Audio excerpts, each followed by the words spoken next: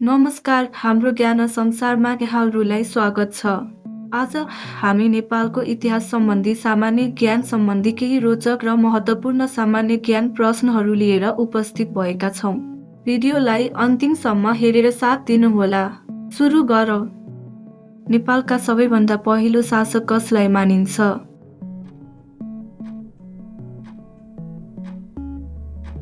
सही उत्तर हो गोपाल। गोपाल वंशपछि नेपालमा कुन वंशले शासन गरेका थिए?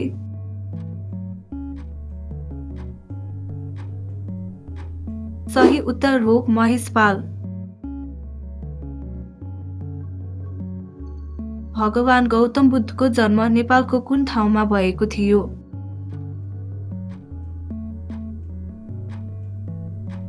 सही उत्तर हो लुम्बिनी। किरातीहरूका पहिलो राजा को थिए?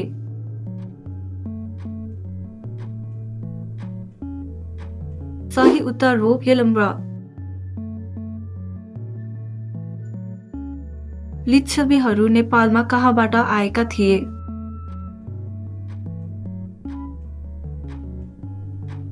सही उत्तर हो वैशाली भारत। नेपालको इतिहासमा स्वर्ण युग भनेर कुन काललाई चिनिन्छ?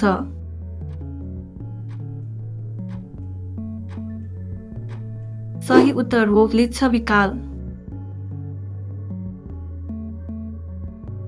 चामुनारायण मन्दिर कुन शताब्दीमा निर्माण गरिएको थियो?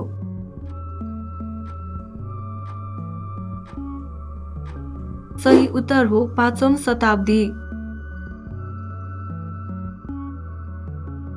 काठमाडौँ कान्तिपुर सहरको कसले बसालेका हुन्?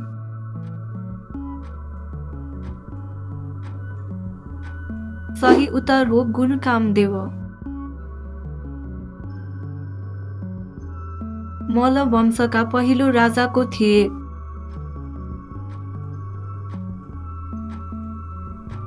सही उत्तर हो अरिमल्ल। काठमाडौँ उपत्यकालाई 3 राज्यमा विभाजन गर्ने राजा को हुन्?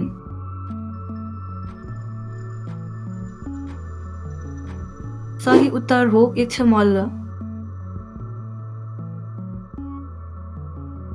आधुनिक नेपालको एकीकरण कसले गरेका थिए?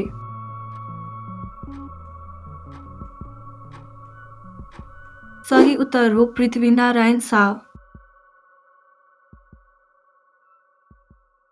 पृथ्वीनारायण शाहले काठमाडौँमा कहिले विजय प्राप्त गरे?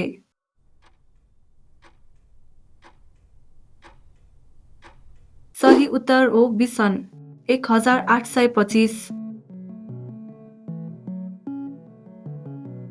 नेपाल र इस्ट इन्डिया कम्पनी बीच सुगौली सन्धि कहिले भएको थियो?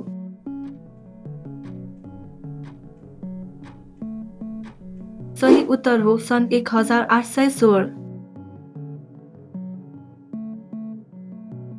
राणा शासनको उदय कुन पर्वपछि भएको थियो?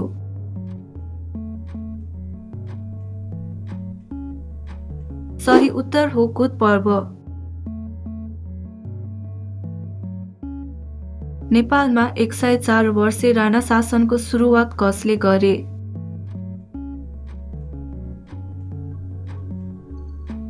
सही उत्तर हो जङ्गबहादुर राणा।